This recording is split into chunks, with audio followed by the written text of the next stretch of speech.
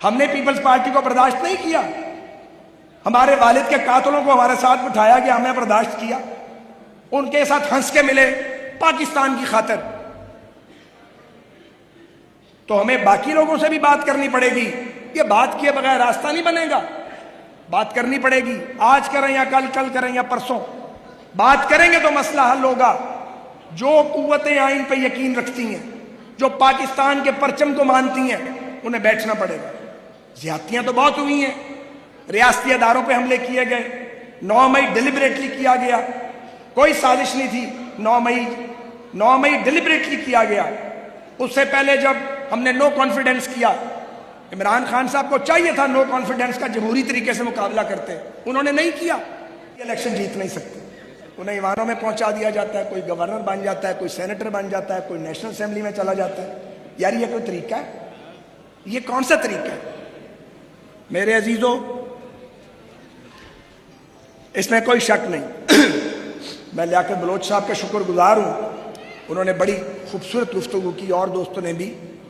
لیکن ایک بہت بڑی سیاسی جماعت کے سینئر ترین لیڈر ہونے کے باوجود انہوں نے جو بات کی, اس میں کوئی شک نہیں کہ بنیان المرصوص کے نتیجے میں پاکستان کا وقار پوری دنیا میں بلند ہوا.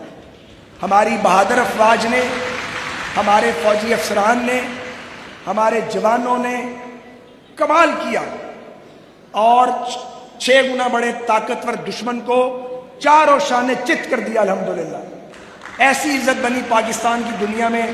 نیوکلیئر ایکسپلوژن کے بعد یہ دوسرا موقع تھا جب دنیا میں پاکستانی سر اٹھا کر چلنے کے قابل ہو.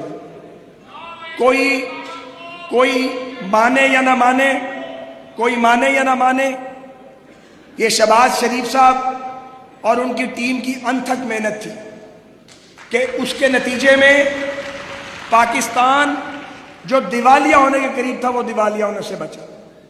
اس میں بھی کوئی شک نہیں کہ مسلم لیگ نون نے اپنی سیاست سٹیک پہ لگائی, کوئی مانے نہ مانے, لیکن ہم نے اپنی سیاست داؤ پہ لگائی اور ہم ریاست کو بچانے کے لیے کھڑے ہو گئے. یہاں تک بات ٹھیک ہے, یہاں تک بات ٹھیک ہے. اس میں بھی کوئی شک نہیں کہ پنجاب کی حکومت تاریخی کام کر رہی ہے اور اس کے اثرات اب گراؤنڈ پر نظر آ رہے ہیں.